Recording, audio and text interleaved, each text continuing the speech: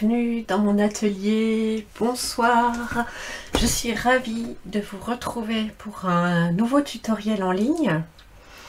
Alors, ce soir exceptionnellement, ou peut-être que ça deviendra régulier, mais il s'agit d'une vidéo préenregistrée. Au moment où je vous parle, pour moi, il est dimanche après-midi. La raison pour laquelle j'ai choisi cette option, c'est que ça me permet de pouvoir vous proposer des vidéos plus régulièrement. Dans l'idéal, j'aimerais vous en proposer toutes les semaines, mais comme j'ai des problèmes de santé, je ne sais jamais si je vais pouvoir assumer un live ou pas. Voilà pourquoi ce soir c'est une vidéo enregistrée que je vous diffuse malgré tout en direct. Donc la grosse différence, ça va être que je ne peux pas répondre oralement à vos commentaires.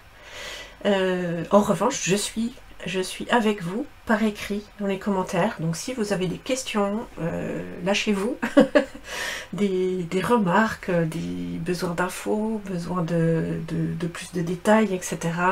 Allez-y dans les commentaires, je suis là pour vous répondre. Ça me permettra également de pouvoir vous donner pendant le live des liens ou rappeler des mesures si vous essayez de suivre ce tutoriel en ligne en même temps que la diffusion. Voilà. Alors pourquoi je vous parle de produits, je vais quand même expliquer qui je suis. je suis Gaëlle Lambert. Je suis démonstratrice pour la marque Stampin' Up. Pour ceux qui ne connaissent pas, Stampin' Up, c'est une marque de loisirs créatifs américaine qui propose des articles de scrapbooking carterie par le biais de la vente directe, donc avec des démonstratrices. J'ai signé avec Stampin' Up parce que ça me permettait, moi, de pouvoir accompagner mes clientes de A à Z. Donc j'anime des ateliers également en Alsace. Je suis basée en Alsace, du côté de Strasbourg. Et rien de plus naturel pour moi que de proposer à mes clientes d'être de leur côté 100% autonomes en étant chez elles, en pouvant faire l'acquisition de matériel que j'estime de grande qualité. J'ai connu Stampin' Up en 2009.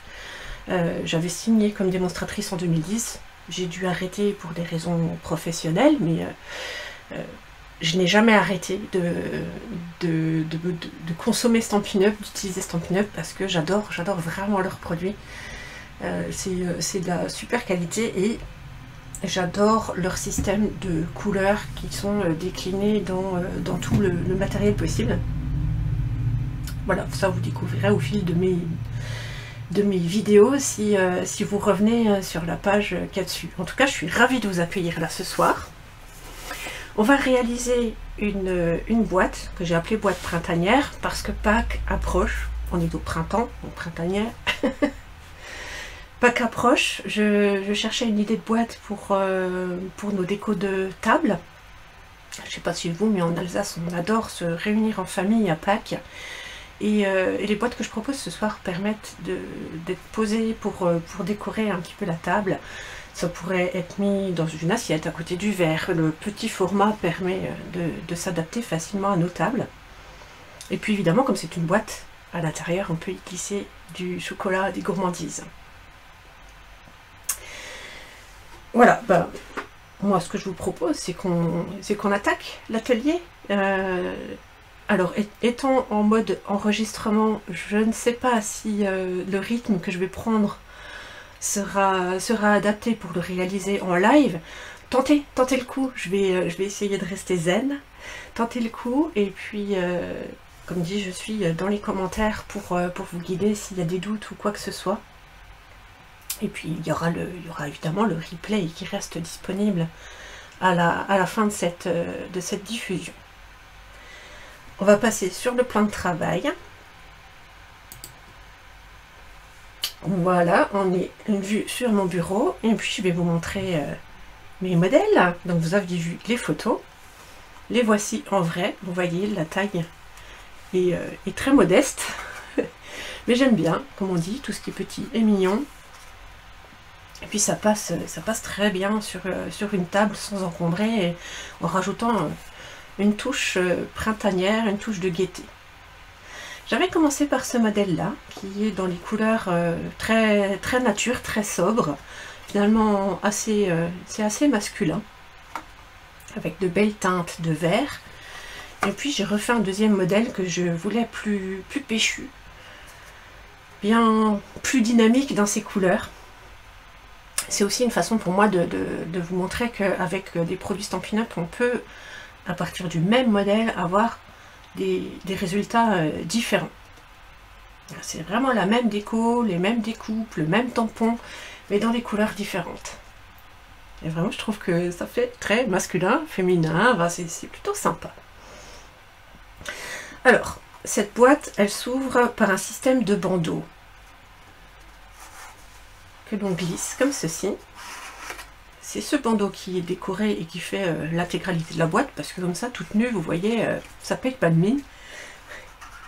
Et simplement, en ouvrant le rabat, on a la boîte qui s'ouvre comme ça pour y glisser des chocolats. J'ai pas mis de chocolat dedans, j'aurais pu. Ouais, j'en ai plus qui traînent ici, enfin qui traînent. Justement, ils n'ont pas traîné, je les ai mangés. Mais voilà, on peut mettre des petits œufs au chocolat dedans sans problème. Oups, je me suis vendue. Alors, je vous propose de réaliser ça ce soir. Et pour ça, il va falloir sortir une feuille de papier cartonné A4. Alors, attendez, je vois que j'ai l'autofocus qui va nous enquiquiner. Je vais bloquer ça. Hop, voilà, cette fois ça devrait plus bouger. Alors, vous voyez, ces vidéos enregistrées, mais je vais vous laisser, je vais essayer de faire le moins de montage possible, voire pas du tout, me mettre en situation directe. Voilà. Alors, pour le modèle de ce soir, je vais encore changer de couleur. Je vais être en mélange masculin-féminin, ça va être quelque chose d'un peu neutre. Et je choisis d'utiliser un papier cartonné de couleur bleue. Donc là, il s'agit de la couleur béguin bleu. Et je vais sortir mon coupe-papier que j'ai déplacé. Voilà. Hop. Le coupe-papier, c'est le nom que donne Stampin' Up. C'est un massicot pour celles qui scrapent et qui connaissent. Hein. C'est un outil de découpe et de pli. On a deux lames. Une lame gris anthracite, gris foncé, qui permet de couper le papier. Et une lame gris clair qui permet de marquer le papier pour faire des plis. Alors, pour ma base. Donc mon bleu ici, c'est l'équivalent de mon jaune sur cette boîte-là et du vert clair sur celle-ci. Hein, c'est la boîte. Il me faut une base. Alors, je vais vous mettre les notes au-dessus pour celles qui tentent de le suivre en direct. Il me faut une base de 10 par 18. Hop, 10 par 18. Si vous avez une feuille A4 entière, vous la prenez en format paysage. Comme ça, vous avez 21 cm sur la hauteur pour couper à 18. Là, j'ai quoi? Ben voilà, là j'ai 21 sur ma hauteur, donc je vais couper à 10. Ça, j'ai 10 de large. Bon, ma lame foncée va couper. J'ouvre le bras de mon massicot, puisque si je le laisse fermer, je vais être bloqué à 12,2, à 15,2, donc ça je vais être un peu embêté. J'ouvre le bras de mon massicot, je me mets en format paysage et je retaille à 18.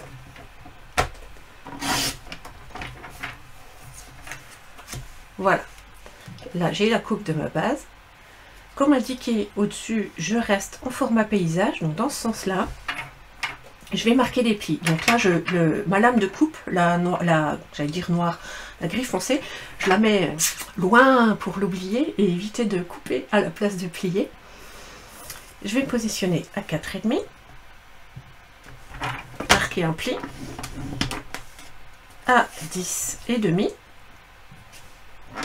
un pli et à 15. Un pli. J'ai donc 3 plis sur cette base.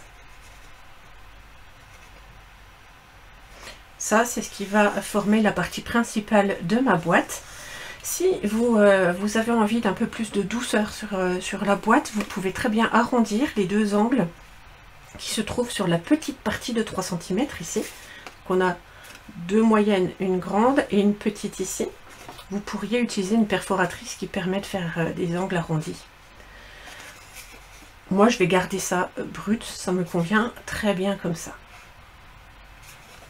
De la même manière, j'ai pris le parti d'utiliser mon papier uni et le laisser brut pour le fond, mais vous pourriez très bien avoir envie de rajouter du motif dessus, à l'aide de tamponnage par exemple. Ça se verrait ici sur la droite et la gauche de la boîte. Donc à ce moment-là, avant de continuer, maintenant que vous êtes encore à plat, vous pouvez tamponner sur les deux côtés ici quelques motifs, si vous avez envie d'en rajouter.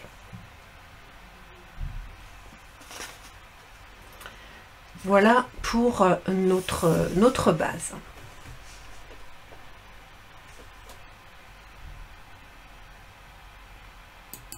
On va ensuite passer à la découpe de nos côtés qui vont former le triangle ici pour notre boîte. Donc je vais récupérer ma chute de papier. Je crois même que j'ai une autre chute pour éviter de gaspiller. Puisqu'il va falloir deux morceaux. Deux morceaux qui fassent 4,3 par 6. Je vais voir combien j'ai là. Oui, ça passe, je dépasse les 6 cm, donc je peux utiliser ça. Est-ce que là j'ai plus de... J'ai largement ce qu'il faut. Donc je vais couper deux morceaux de 4,3 par 6. Je mets 4,3 deux fois.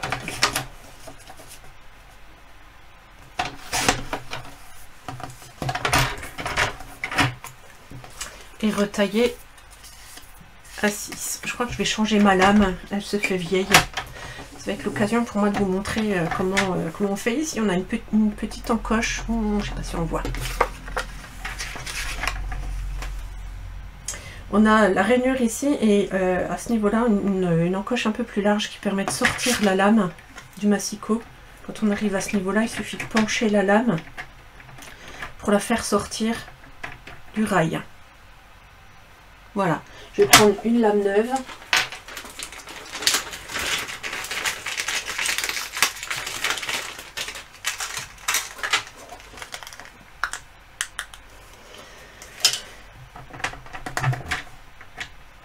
Je la place dans mon coche. Hop, voilà, ça sera beaucoup plus propre. Et donc, ici j'avais mes 4,3, je vais retailler à 6. Et je ne devrais plus avoir les petites bouloches. Voilà. Ça coupe comme dans du beurre, c'est magnifique. J'aurais dû le faire avant. C'est pas grave. Et à 6.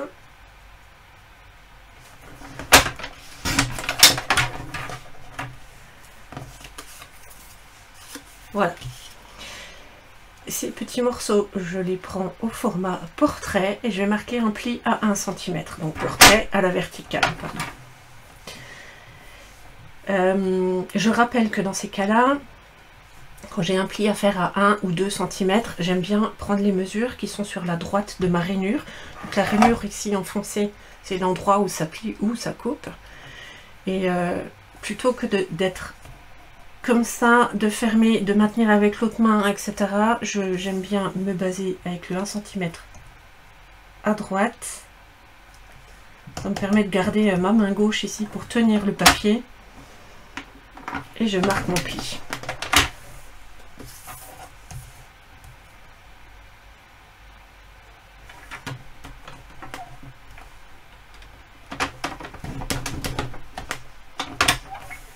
Voilà.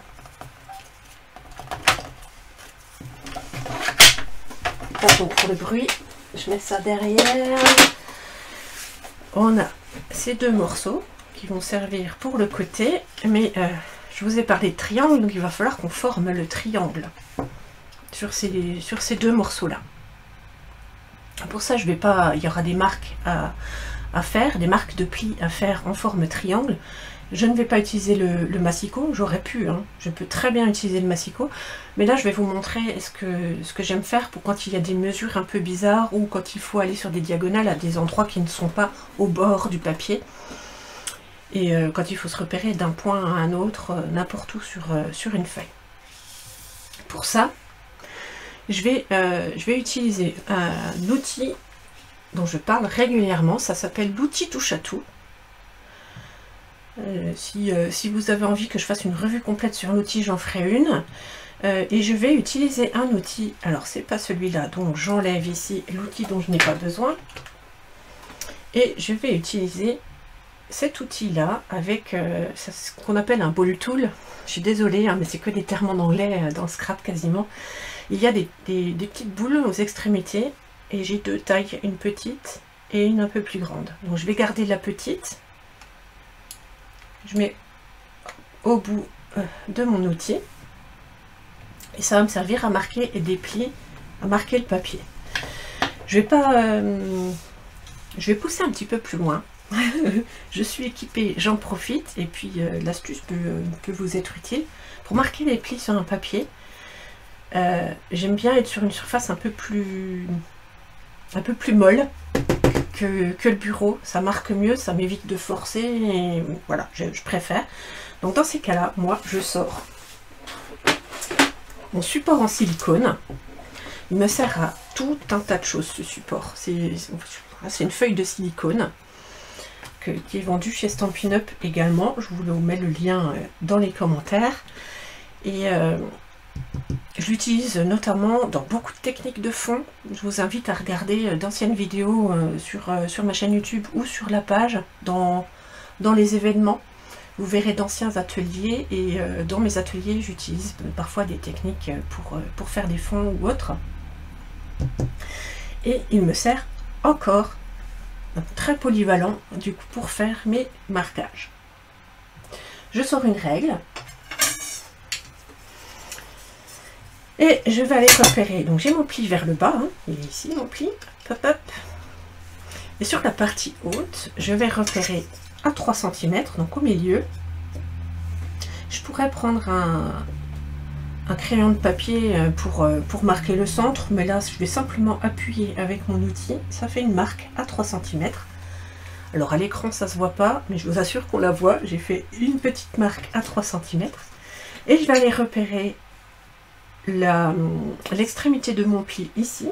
Je vais rejoindre mon centre, ma marque de 3 cm, jusqu'à ma marque de pli. Et alors attention, la boule ici a beau être relativement fine, il y a quand même une certaine largeur à cette boule. Donc prévoyez la marge entre le marquage, excusez-moi, entre le marquage et la règle. Si vous avez un doute, vous vous mettez à l'endroit où vous voulez que l'outil s'arrête, vous allez mettre la règle contre, et en soulevant, vous voyez combien de millimètres, ou etc. Et il y a d'espace entre la marque et votre règle pour repérer le même espacement de l'autre côté. Et après, avec l'habitude, vous verrez que vous n'aurez plus besoin de vérifier, ça sera tout naturel.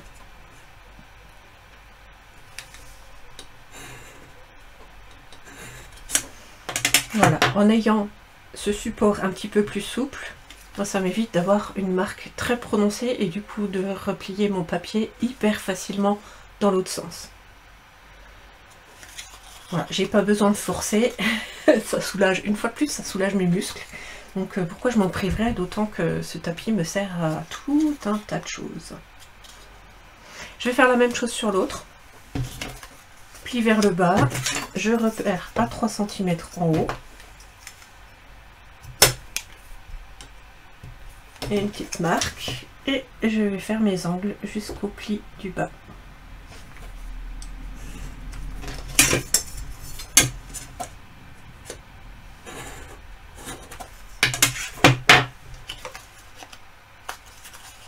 Hop et hop, et hop et hop. Voilà mes deux triangles, c'est déjà fait. Je vais mettre le tapis silicone de côté, je pense que je n'en aurai plus besoin.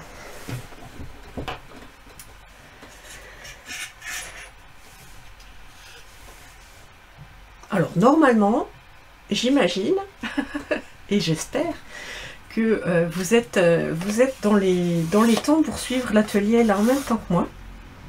Je vais partir du principe que tout va bien pour vous. Si jamais il y a quoi que ce soit, commentaire, Gaëlle, help, je suis perdue. Et je prends le relais par écrit sans problème. Je récupère ma base avec mes 3 plis. Et je vais me mettre sur l'intérieur de la boîte, donc là où il y a les plis en vallée, en creux. Et on va les disposer nos 2 côtés triangles.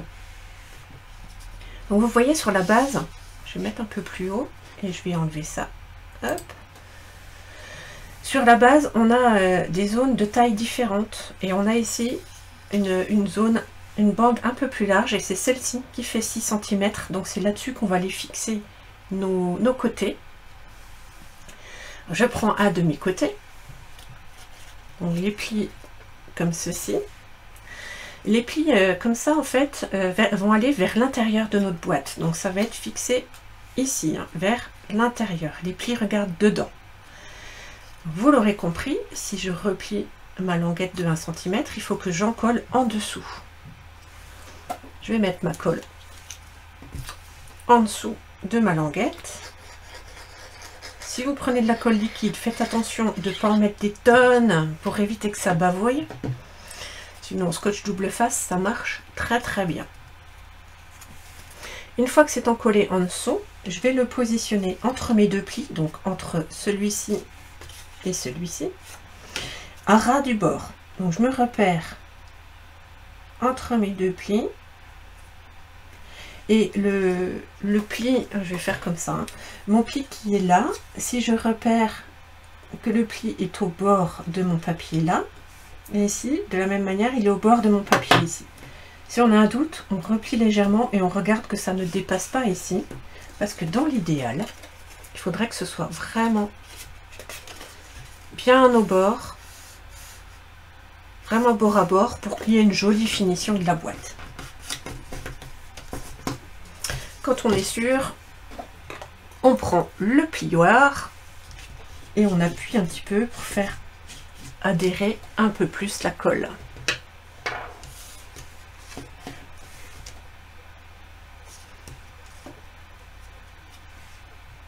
D'ailleurs, pour celles qui me connaissent, vous avez certainement été étonnés de ne pas m'avoir vu sortir cet outil plus tôt. Je l'utilise sans arrêt, le plioir en os. Non seulement il me sert à marquer mes plis quand vraiment j'ai besoin de les faire bien marquer, mais aussi à écraser les fameux bourrelets, comme j'appelle, quand on coupe notre papier dans un sens et qu'on le retourne, l'endroit où on a taillé le papier fait un tout petit bourrelet. En général, je retourne mon papier et j'écrase mon bourrelet pour avoir quelque chose de fini très propre. Là, c'est l'intérieur de la boîte, c'est moins gênant. Je vais coller mon autre triangle en vis-à-vis.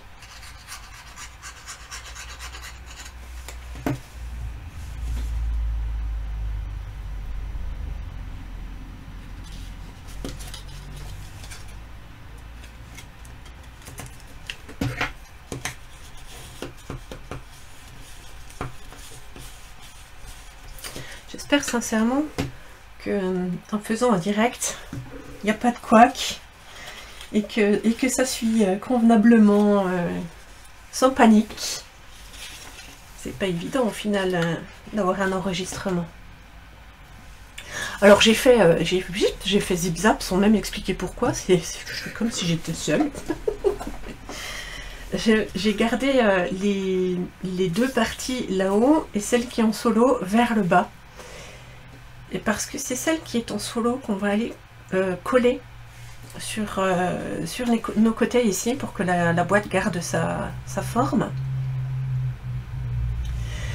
Donc ce que je vais faire, je vais aller en coller le triangle qui est là, donc celui qui est en bas, hein, du côté de ma partie en solo. J'en colle le triangle qui est ici et je vais aller ramener le bord vers mon pli. Vraiment bien bord à bord pour que ce soit joli. J'en colle la partie triangle qui est là. Comme ceci. Et je ramène mon rabat qui est tout seul par-dessus. Et je m'assure d'être en bord à bord.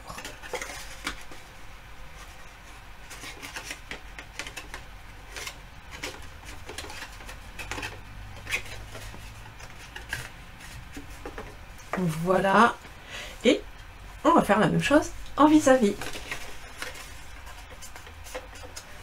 J'encolle mon triangle. Et je fais du bord à bord.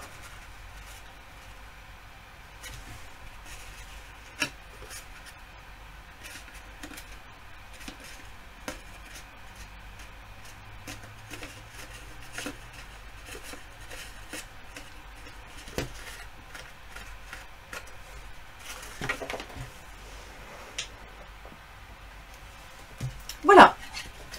Eh bien, on a la boîte qui est formée, mais elle ne se ferme pas.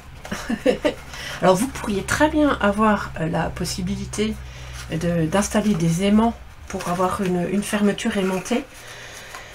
Moi, si je peux éviter de rajouter du métal, etc., et de n'avoir que du papier qui évite d'aller polluer après, je préfère. J'ai donc choisi, comme je vous l'ai présenté avant, l'option de fermeture par bandeau. Ce que j'appelle le bandeau, c'est la partie décorée ici qui maintient ma boîte fermée. Donc on va faire ça maintenant. Et pour celle-ci, je vous disais que j'allais faire un modèle qui soit à la fois féminin et masculin. Je pars sur un rose avec mon bleu. Mais c'est un rose qui passe très bien même pour les messieurs, hein, je précise, à moins que ce monsieur ait vraiment du mal avec le rose. Je suis partie sur la collection Symbole Porte-Bonheur, le papier Symbole Porte-Bonheur. Je vous invite, si vous voulez découvrir l'intégralité de cette collection, à regarder le lien que je vais mettre en commentaire, où on voit le détail de tous les papiers qui sont dans cette collection. On a un côté avec des motifs tout doux, tout simple, si j'ose dire. Et de l'autre côté, c'est très asiatique, avec du foil, de la dorure, avec des jolis reflets dorés. Voilà. J'aurais pu utiliser ça d'ailleurs pour ma déco, mais avec le poussin, ça collait pas. Donc je pars sur mon rose, il est parfait. Alors ce rose, c'est la couleur fleur de cerisier. C'est pour ça que je dis, elle n'est pas vraiment, c'est pas un rose flashy, c'est pas un rose bonbon, ça reste très très sobre. Donc c'est relativement unisexe. Vous pourriez très bien, alors moi j'ai pris le parti de prendre un papier motif déjà prêt, parce que j'ai du papier à gogo qu'il faut que j'utilise absolument là, parce qu'il y a un nouveau catalogue qui va sortir au mois de mai, donc il faudrait que j'utilise tous ces papiers, que j'en profite, je vais faire plein de boîtes, etc.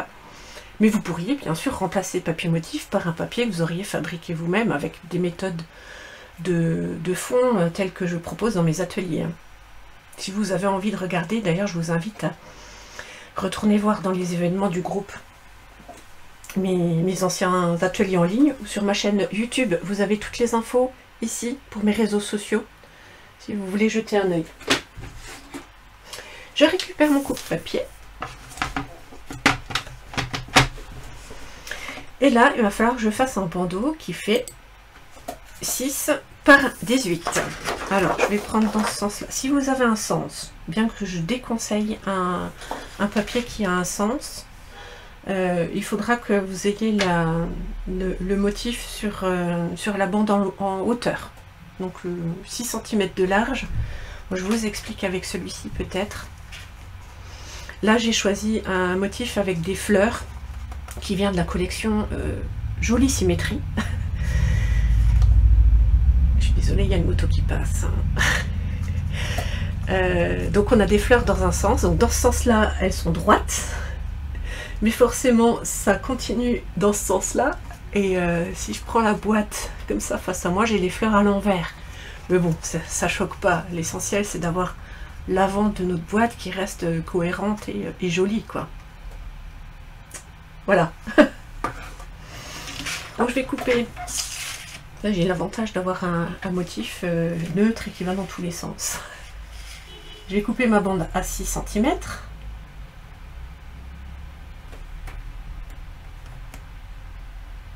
J'ai l'impression que mon papier part de travers. Voilà, 6 cm.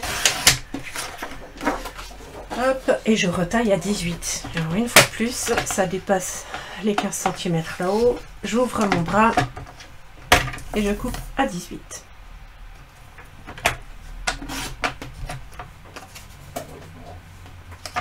Voilà pour mon bandeau.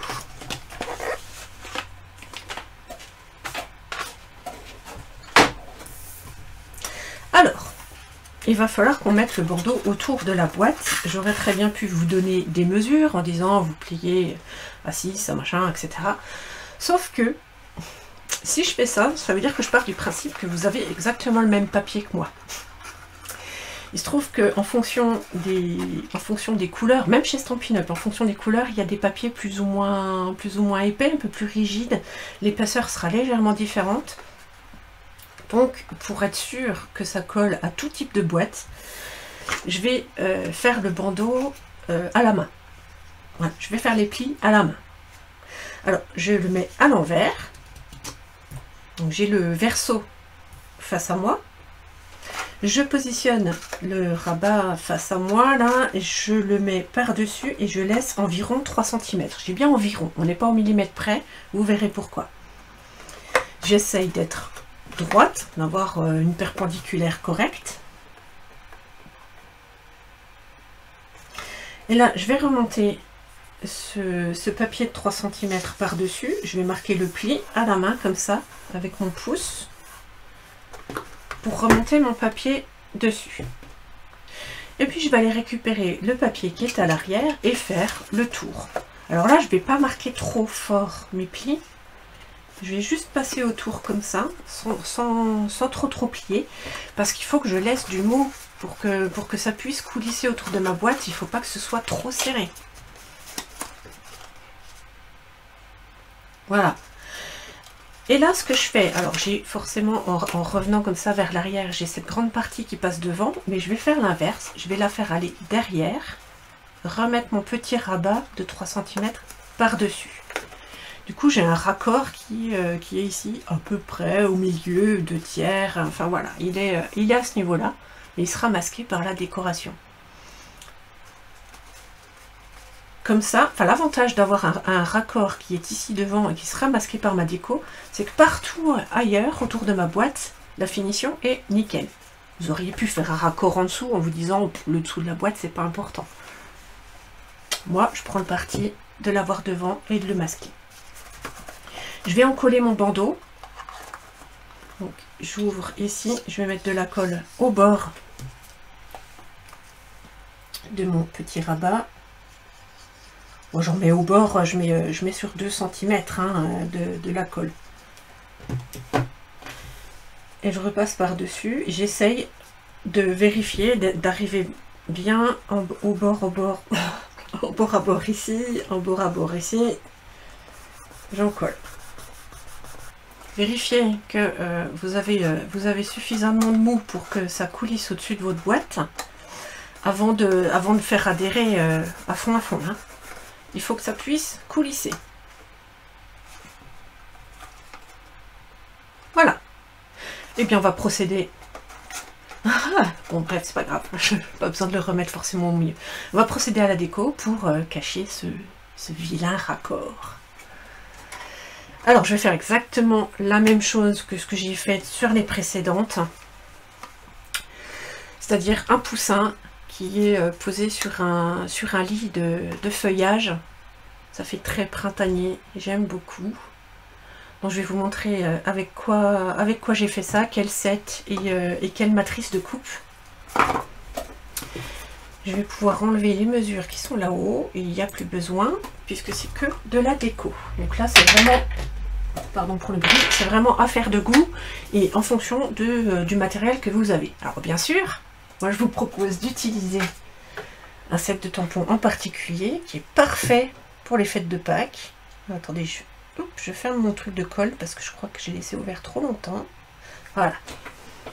Donc le set choisi s'appelle Amitié Pascal. Je l'ai déjà utilisé dans une vidéo très récemment sur cette page. J'avais utilisé le lapin et le caneton. Et bien cette fois, on va utiliser le poussin.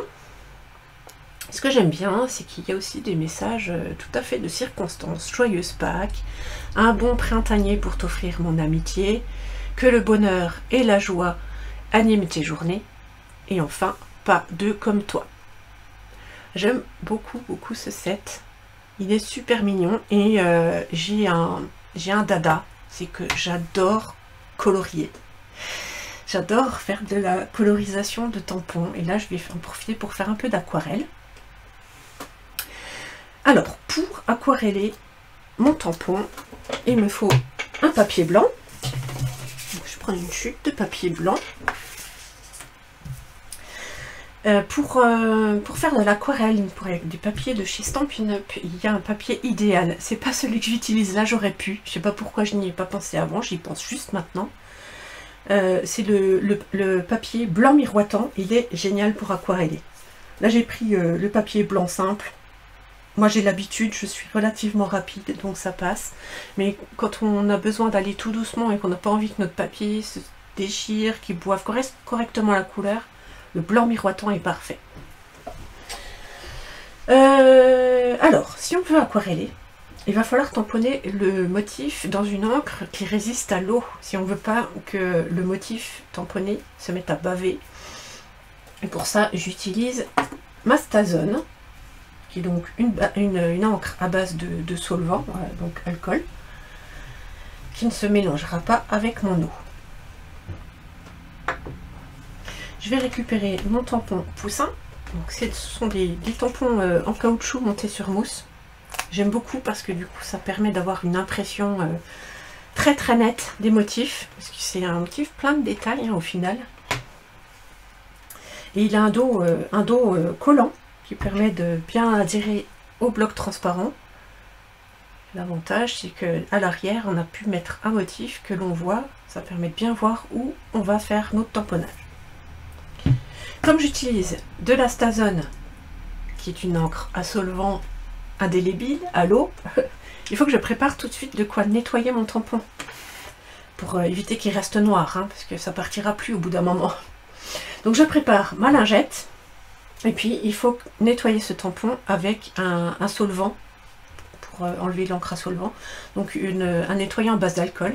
Il existe un nettoyant spécial encre Stazone que je n'ai pas, donc je ne vous le présente pas là, mais utilisez une solution à base d'alcool pour pouvoir nettoyer, ce sera très bien.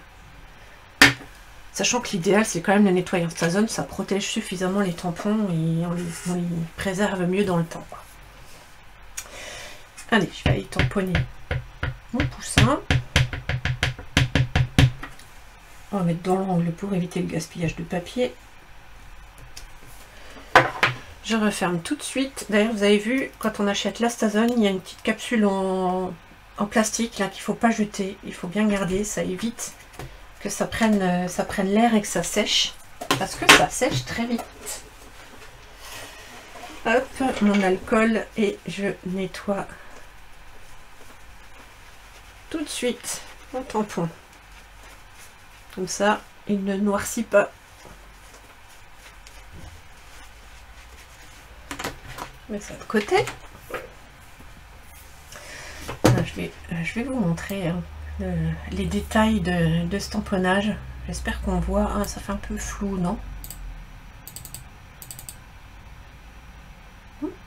Bon, le zoom n'est pas glorieux. C'est pas grave. Vous verrez bien. Je vous mets le lien de toute façon du set de tampons si c'est pas déjà fait pendant le direct en commentaire. Mais on verra bien le détail et je vous assure qu'avec ce genre de tampon, ce qu'on voit en photo sur le site, c'est vraiment le résultat final une fois imprimé sur le papier. Incroyable. Bien, on va passer à la partie aquarelle. Parce que je bavarde. Alors pour ça, il me faut un pinceau à réservoir d'eau. Je rappelle que Stampin' Up les vend par 3. On a trois types d'embouts pinceaux. On a le petit, c'est celui que je préfère, c'est celui que je vais utiliser. On en a un gros, donc c'est une pointe pinceau classique, mais en plus gros. Et puis on a la brosse. Voilà, un pinceau brosse parfait pour faire les fonds. Là, comme je colorie du motif, je prends le petit. Et toujours la même technique, ma préférée. Alors c'est un vieil encreur, mais ça marche avec tous les encreurs Stampin' Up.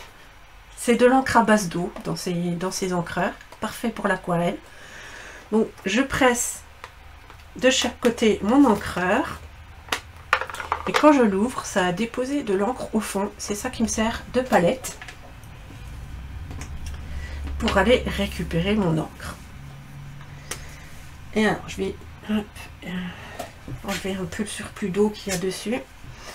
Ce que je commence par faire, c'est diluer bien mon jaune et puis en mettre partout sur mon motif pour faire un premier fond. Donc un jaune pâle. Ah oui, je n'ai pas dit, la couleur c'est carré moulu. Donc c'est un jaune plutôt soutenu, plutôt flashy. Et dans la famille de couleurs des royaux. Donc il est bien péchu. Une fois que j'ai fait un premier coloriage plutôt soft et dilué, j'assèche un peu plus ma pointe pour éviter de trop diluer et je vais récupérer juste sur la pointe de mon pinceau, donc très très peu, j'ai mis un tout petit bout de pointe de mon pinceau dans l'encre. Et là, je vais passer sur ce que j'estime être les ombres. Alors, on a l'avantage avec ce tampon, c'est qu'il y a déjà des traits qui donnent une impression d'ombre. Donc, on sait que c'est là qu'on va rajouter de la couleur. Donc, par exemple, sous mon aile, pas sur le bas de mon aile. Et ce que j'aime faire quand je colorie comme ça l'aquarelle, c'est ma pointe. Donc là où il y a le plus de couleurs, ça va être sur la partie la plus sombre. Et ça va être, du coup, ma pointe regarde le bas de mon aile, parce que c'est le bas de mon aile qui sera le plus sombre. Ouais, le plus sombre. Le bas, le plus sombre. Voilà, après je fais évidemment le dessous du poussin, puisqu'il n'y a pas de lumière en dessous. Donc c'est cette partie-là qui sera à l'ombre. Et qui nécessite plus de couleurs. Et puis après je vais passer là. Et vous voyez, c'est un jeu de patience. Hein. Je préfère ne pas en mettre trop au début et en rajouter plusieurs fois. Parce que quand il y a trop d'encre, on ne peut pas l'enlever, alors qu'en rajouter, il n'y a pas de souci. C'est logique. Voilà, je ne vais pas en mettre de trop non plus. Hein. On voit quand même qu'il y a des zones claires, des zones sombres. Je vais récupérer un autre encreur que j'ai oublié de sortir, mais c'est pas loin, pour faire les pattes et le bec. Et les pattes et le bec, je prends une encre couleur brune dune. Voilà, c'est un brun très léger, brune dune, comme les dunes du Sahara. Alors attention, il y a une autre couleur qui s'appelle sable du Sahara, c'est pas le même brun, mais le brune dune est parfait dans mon cas, et je vais aller chercher ça direct en brut pour mettre sur les pattes et sur mon bec. Voilà, hop, j'ai fini mon coloriage.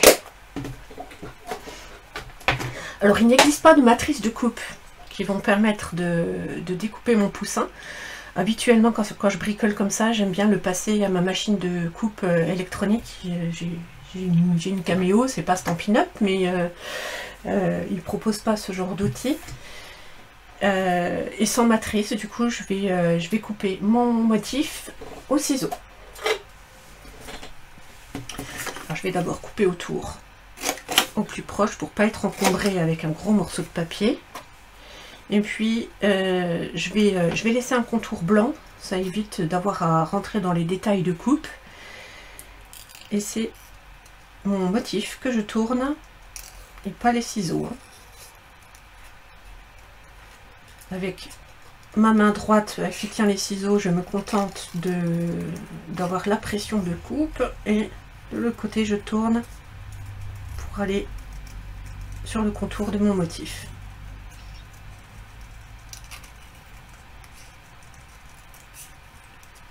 Et vraiment laisser ce petit contour là, ça évite de se poser trop de questions. Oh, je suis pas tout à fait au bord, etc. Bon là c'est pas grave s'il y a des endroits où il y a un petit peu plus de rebord qu'à d'autres. Voilà, vous voyez, il y a un peu moins de rebord ici, mais c'est pas choquant. Voilà pour le poussin. Je vais pouvoir le laisser de côté le temps qu'il sèche. Et pendant ce temps-là, on va aller couper nos branches pour faire le nid, si j'ose dire, de notre poussin. Pour ça, je vais utiliser des matrices de coupe. Je vais utiliser les matrices, les poinçons. Stampin' Up appelle ça des poinçons. On appelle ça aussi matrices de coupe ou alors des dies. Si vous traînez sur les, sur les réseaux et sur les groupes de scrapbooking. Donc les dies de la collection Eden. Je vais utiliser celle-ci qui va me servir en fond pour cacher aussi mon raccord de bandeau. Donc cette étiquette. Et puis la petite branche ici que je vais couper 4 fois pour donner l'impression de volume et de douillétude. Pour donner l'impression du nid douillet. Voilà. Pour ceux qui ne connaissent pas ce qu'est une matrice de coupe, comme vous voyez, c'est des matrices en fer. C'est du fer. Et on voit qu'il y a un relief dessus qui va couper le papier en fait en passant dans une machine de découpe et de gaufrage qui ressemble à une presse que je vais sortir tout de suite. Alors je prends... oui, je vais prendre la grande machine. Il existe 2 machines chez Stampin' Up. On a cette grande machine et on a aussi la petite qui d'ailleurs est en promo jusqu'au 31. Ça va passer très très vite. Et il y a moins 20% sur la mini machine. Voilà, si vous voulez en profiter, c'est le moment. Ça va partir après. On repasse à plein pot à partir du 1er avril. Donc c'est le moment. Surtout que vous pouvez combiner ça avec le fait que les frais de port sont encore à 5,95 jusqu'à la fin du mois. Après, ça va passer à 7,95 pour vos achats en ligne, hein, pour les achats individuels. Alors, je prends la grosse machine parce que c'est plus facile pour moi. Je trouve qu'elle a un maintien extraordinaire. Alors, elle est très lourde, mais du coup, elle ne bouge pas. Là, j'ai ma table qui bouge, mais la machine, elle ne bouge pas. Et c'est beaucoup plus facile à manipuler. Donc elle s'ouvre comme ceci. Donc ça, l'avantage d'être une machine pliable, c'est qu'elle est facile à transporter. Et en plus, elle est super élégante. Ah, pourquoi se priver d'un avantage supplémentaire? Je la trouve très élégante sur l'étagère. Je l'ouvre, je prends mes plaques. Alors on peut jongler avec les plaques en fonction de si on fait des matrices de coupe comme ceci. Il existe tout un tas de types de matrices. Il existe aussi des plioirs de gaufrage, etc. Donc on jongle. Ici, Stampin' Up a mis des schémas de ce qu'il faut mettre comme plaque en fonction de l'article. Donc là, je mets mon sandwich de base. Vous voyez ma plaque, comme elle est abîmée. J'ai déjà fait tellement de découpes. Alors la première fois qu'on reçoit la machine, ça fait peur parce que ça fait un peu craque et ça fait du bruit. Et puis ça marque le motif de la découpe dessus. Et c'est super impressionnant, j'ai l'impression de l'avoir abîmé, mais c'est normal. Donc je garde une de mes 2 plaques transparentes pour le bas, que j'alterne une fois dans un sens, une fois dans l'autre. Et puis j'en ai une autre qui me sert uniquement pour mettre sur le dessus, donc n'a pas de marque de coupe, elle a juste des reliefs, mais c'est pas gênant. Pareil, que j'alterne une fois dans un sens, une fois dans l'autre, mais toujours sur la partie non coupante. Alors, je vais choisir un papier. Pour cette étiquette là, je vais prendre un vert, comme j'ai fait pour les autres, mais un vert différent. Cette fois, je prends macaron à la menthe. Donc je positionne mon papier ici, sur la première plaque. Ma matrice de coupe, alors, le côté où il y a le relief, c'est le côté qui coupe, donc je le mets à l'envers sur mon papier. ici je vois écrit Stampin' Up face à moi. Et mon branchage, là, je le fais sur du papier blanc. Donc j'ai une petite chute que j'avais préparée pour couper ma feuille. Hop.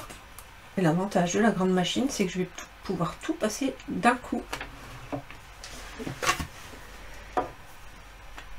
On va essayer d'optimiser le papier. Hop.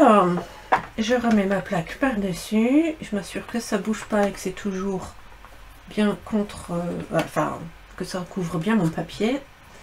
Et je pousse mes plaques pour alimenter la machine. Et là, on voit que la manivelle tourne un peu. C'est que c'est bon. Je peux la prendre et passer ça dans la presse.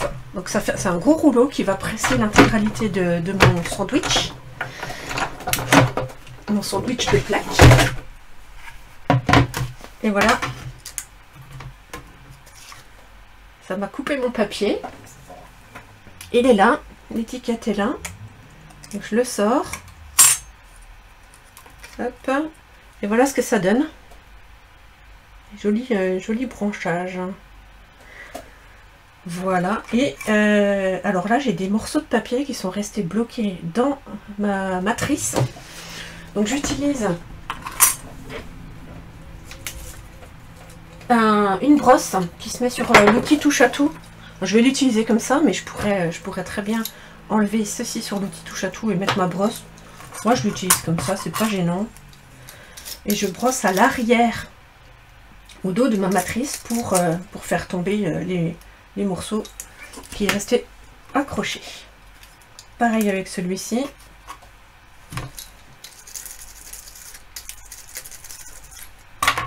Du coup, en plus, ça aide à faire décoller le motif. Voilà, ma branche. Hop. Et puis, je vous fais grâce de 36 000 découpes. J'ai déjà préparé en amont les 3 autres feuilles blanches. Comme ça, j'ai déjà mes 4 feuilles prêtes pour le montage final. Voilà, je vais mettre les matrices de côté, je range après. Alors, mes feuillages. Hop, hop, hop. Voilà, j'en ai 4. Et bien, on va fabriquer notre petit nid. Blanc sur blanc, on voit pas bien, mais vous avez compris le... Vous avez compris le système. Regardez, hop. Je prends cette boîte-là. Je l'ai mis 2 d'un côté, 2 de l'autre. Alors, je prends au dos de ma matrice un point de colle et je vais aller le positionner comme ceci. J'essaie de partir à peu près du centre, on n'est pas non plus au millimètre.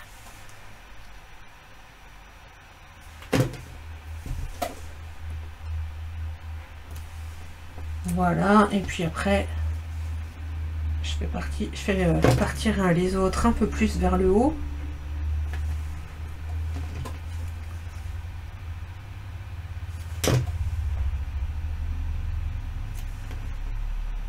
Pas trop non plus, hein. Voilà.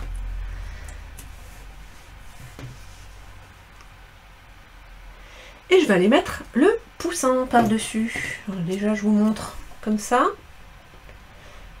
Ça fait un peu bizarre sur le centre, mais c'est là où il y aura le poussin par-dessus, donc ce sera plus moins fouillé, voilà. C'est le mot. Pour fixer mon poussin, je vais le mettre en dimension, en 3D.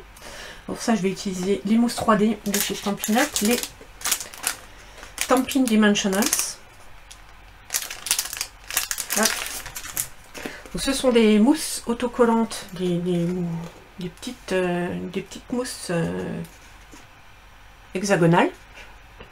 Voilà, je cherchais, oui, hexagonale. Mousse autocollante. Donc si je prends une pastille comme ça, je la mets au dos de mon poussin. Et comme c'est double face, j'enlève la petite pellicule qui protège. Là, j'ai une pellicule qui protège l'arrière de ma mousse. Hop.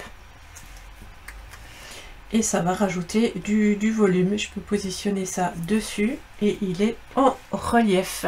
Disons qu'il ressort un petit peu par rapport à mon ligne et à mon feuillage. Et voilà. Il ne reste plus qu'à aller fixer ça à l'avant de ma boîte. Donc pour ça, je m'assure que mon bandeau est bien centré pour être sûr de le coller au bon endroit. Et là, je vais rajouter de la colle sur mon bandeau pour être sûr de ne pas dépasser. Donc je le mets hop, sur mon bandeau et je rajoute ma déco par-dessus. Comme je suis en colle liquide, je vais pouvoir jouer un petit peu sur l'endroit où je veux le mettre. Que ça reste élégant, mais que ça cache encore mon raccord. Voilà, on est pas mal. Et bien voilà, j'ai terminé pour la troisième version de ma boîte printanière. On a 3 couleurs et c'est rigolo, hein. Vraiment c'est différent, c'est marrant. Celle-ci est vraiment très sobre, hein, au final, je trouve. Celle-ci est un bon compromis. Voilà, je sais pas, est-ce que ça vous plaît? Dites-moi en commentaire si ça vous plaît. Si vous avez une préférence par rapport à la couleur. Alors j'annonce que dans les prochaines sessions en live, qu'elles soient enregistrées ou non, lorsque je fais des cartes, je les ferai gagner à des personnes qui sont présentes pendant la diffusion. Pour celles qui aiment ce que je fais, bien sûr, je l'offrirai avec plaisir à des personnes qui sont présentes pendant le live. Je ferai un tirage au sort. Et alors là, une boîte, c'est pas forcément facile à envoyer, mais je serais ravie aussi de faire gagner de temps en temps des petites choses. Et je rebondis, puisque je vous disais qu'il y avait la promo jusqu'à la fin du mois, les frais de port qui vont augmenter le mois prochain, donc c'est le moment d'en profiter. Je rajoute que jusqu'au 31, en passant commande avec moi en ligne et en utilisant le code hôtesse que l'on voit ici sur le côté, le code hôtesse de mars, donc FE49D9, j'y vais, vous pouvez participer, vous participez d'office, en passant commande avec moi, avec le code hôtesse, à une tombola. Et pour chaque tranche de 40 € d'achat sur ma boutique en ligne, vous participez à c'est une chance au tirage pour la tombola. Je vais vous montrer. Hop, je vous montre le cadeau. Il s'agit d'un set hôtesse. Voilà, le set hôtesse du mini catalogue qui court jusqu'au mois de juin. Alors, il est en anglais, mais regardez, déjà vous pouvez le gagner. C'est l'occasion, on a 3 jolis motifs, tout mignons, avec des souris. Voilà. Donc c'est l'occasion, si vous commandez chez moi, vous participez à cette tombola et je ferai le tirage début du mois, certainement lors d'un live, ou peut-être juste une petite vidéo exprès pour le tirage. Voilou. Bah écoutez, c'est dur en enregistrement de savoir comment ça se passe pendant le live, mais j'espère que ça vous plaît. Moi j'adore ces boîtes, je vais en faire tout plein là cette année pour la famille. Profitez. Et dites-moi ce que vous en pensez. Si jamais vous la faites, demain je fais un post sur la page avec la photo de celle que j'ai faite aujourd'hui. Vous pourrez mettre en commentaire votre création.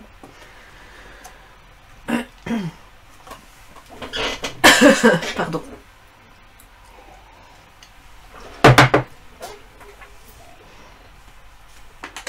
Et si jamais vous appréciez le travail que je fournis là et que je vous propose, les tutoriels, les ateliers, etc., pensez à partager autour de vous pour faire vivre cette petite communauté de Katsu.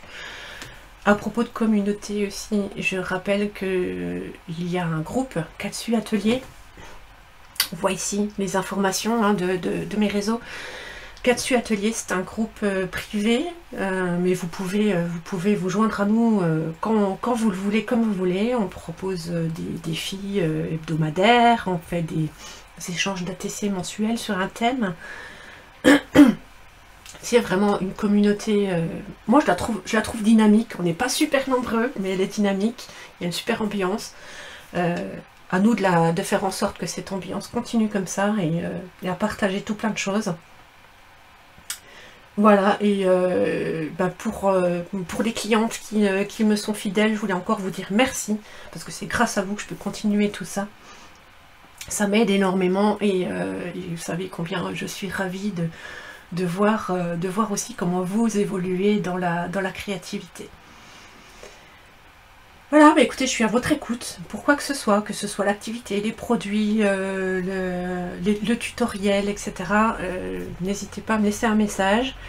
Et pour les personnes qui sont présentes sur le groupe, moi je vous propose qu'on se retrouve sur un salon de papotage, donc salon Messenger, en visio, pour poser des questions ou voilà, donner votre avis, des astuces, peut-être des choses que vous pourriez aussi m'apporter, parce que tout le monde peut apporter quelque chose à l'autre.